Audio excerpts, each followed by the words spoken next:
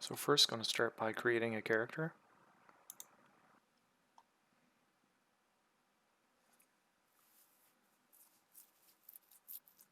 As you can tell, you got 3 different types. You got Hunter, Ranger, and Force. I recommend Ranger for people starting off. It allows you to keep a distance, and the gear is fairly easy to get for it. But that's just a preference. Raw Marl gives you a little bit better of an access to higher level spells, kind of like a Ranger Mage. And RA Cast gives you access to traps, which are super useful, and high HP and attack power. I'd stay away from Rock Castle as a starting class. They're okay, but they're outclassed in my opinion.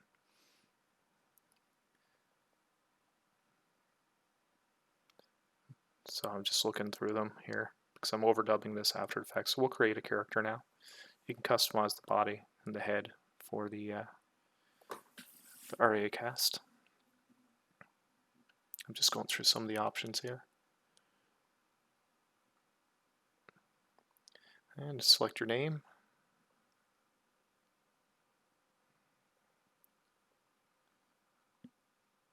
Away we go. The section ID is Viridia. Section IDs are unique in the aspect of if you create a room, you'll get different drops from different enemies. I'll join a block 1. I'm part of a team, so I'm just going to show you the team menu. Well, apparently I'm going to show you that after. I change blocks there. There's 3 different blocks. So we're going to team now. I'm going to leave the team because I have an account that will allow me to re-add it after.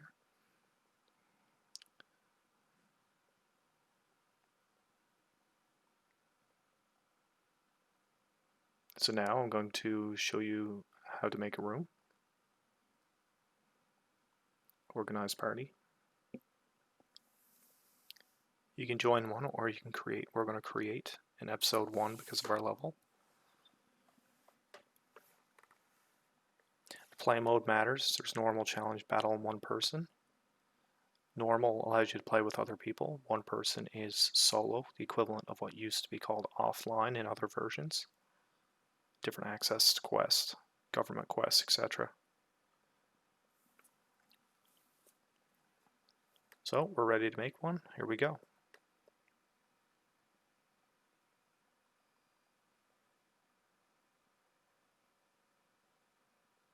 So I'm just going to run over here to the quest counter just to show you how it works. A lot of options here, but for a beginner, you're going to want to stick to TTF Ultima.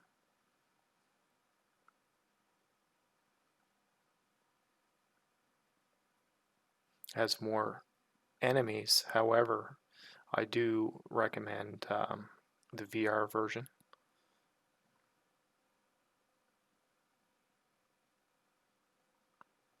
That gives you less enemies, mobs, but the same amount of bosses. You can get through it a little bit quicker, which makes it a little bit more efficient for leveling up. I'm not going to take that right now. I want to show you some other things.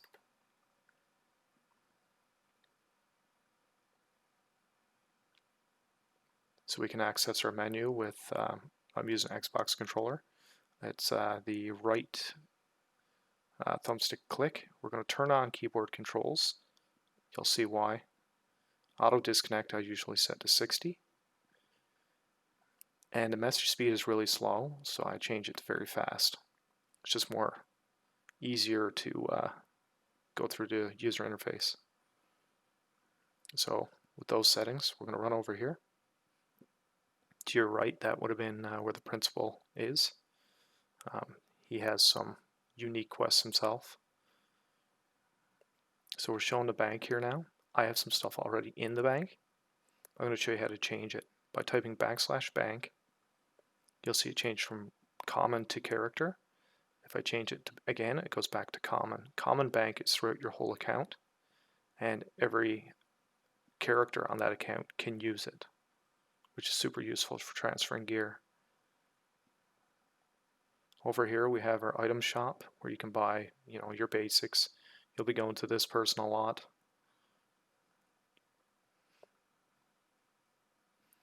The next thing I'm going to show you, I believe, is, I'm going to take a bit of money first.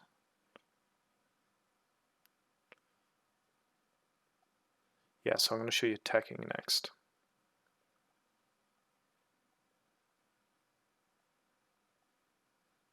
So as you can tell by looking at the floor reader, that's not built in, by the way. I'll have a separate tutorial for how to install that.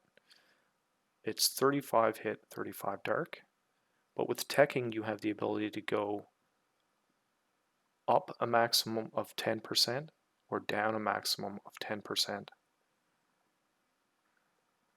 So in this case, I'm going to keep trying until I get 45s. That's no good. I'm going to keep going. It's important to make a good tech because it costs a lot of resources in order to level up your weapons. So if they're unteched, you always want to make sure you get the maximum value. So here we are. We'll show you. It's 45 hit, 45 dark. Not a bad beginner weapon, but it's for hunter. So I'll redeposit that back in the bank. So now I'm going to equip my starter weapons and items, my basic mag,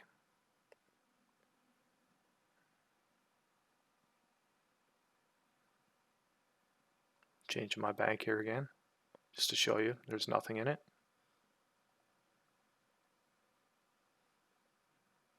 I'll switch back to common and all my items are there. Add slots are good for adding extra unit slots to your armor.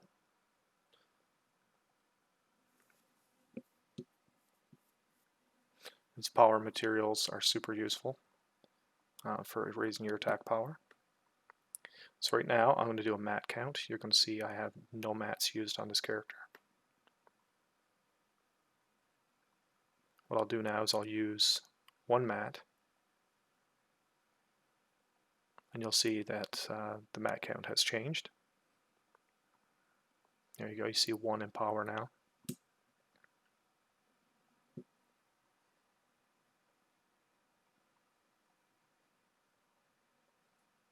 And around back here I have what's called a dress plate.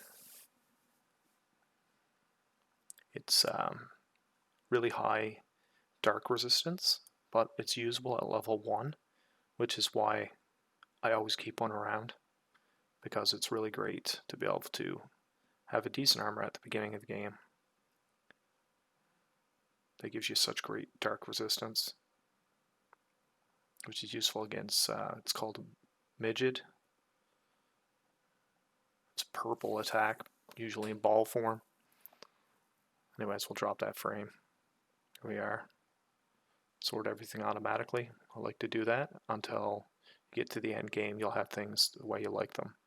So right now we're just going to go to forest, and I'm going to show you how to customize your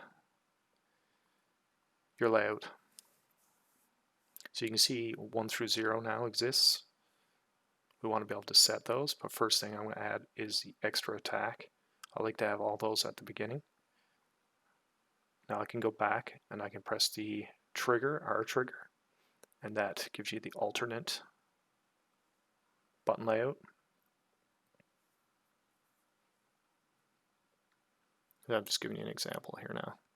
Confusion traps, freeze traps, and I believe monomates.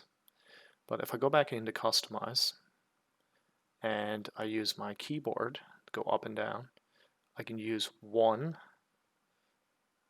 in order to select things, and you'll see it happen. You see the 1, 2, 3, then 4, 5, 6. These are linked to your keyboard. So now when we look at the bottom menu, we'll see that it's fully populated. So now I'm going to show you some battle, how it works. It's always important to destroy boxes when you can, because they do have potential for some really interesting things sometimes. You can get high hit things, not here in normal Forest 1, but when you get to the late stages of the game, they can even drop reds.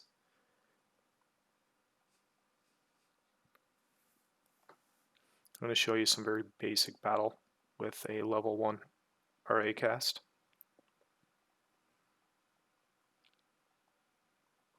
So I laid a trap there. If I shoot the trap, it freezes them. Right now at level 1 I only have 2 of those, which means you need to be very careful. And the only thing that can replace those is restore rings.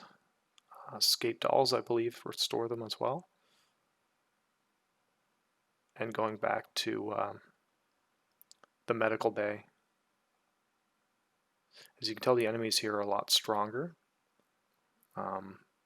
They're buffed because it would be considered online mode, so they have more health.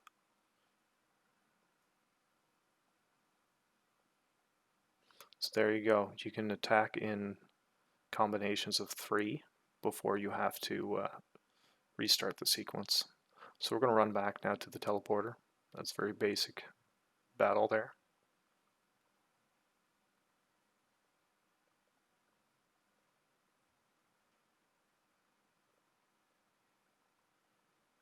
So here we are. Next we're going to show you the mag. So the mag has defense, power, dex, and mind.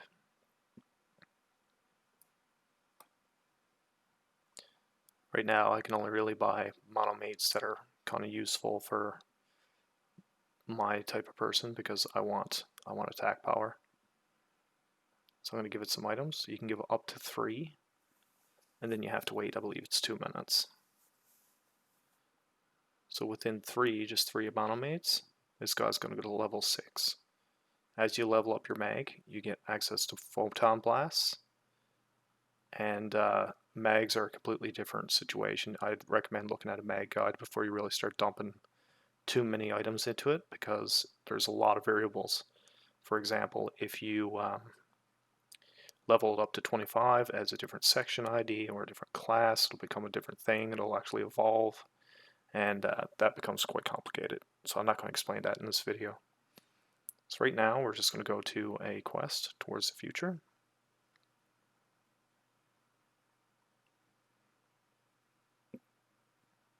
And because we changed our message speed, we can get through that a bit quicker.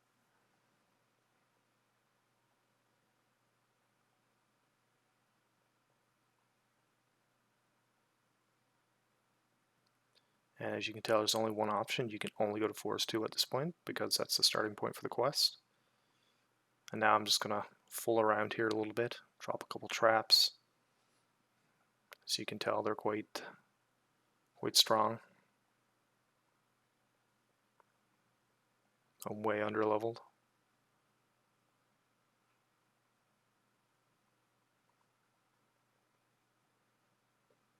But interestingly enough, with a confused trap, they'll attack each other. I'm going to show you something neat.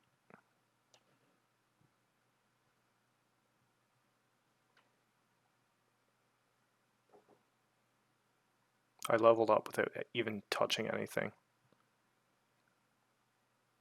That's because I get the credit for that trap and anything they kill.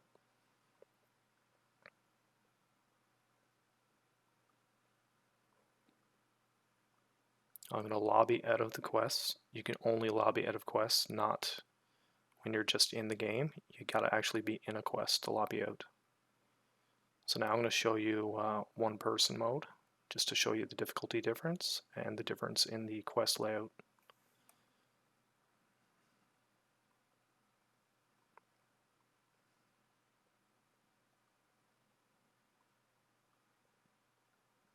Here we are at quest counter again.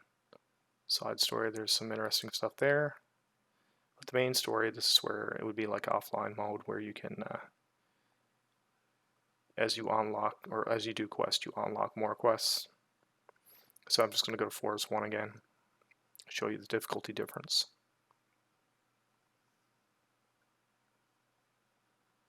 Shoot those boxes.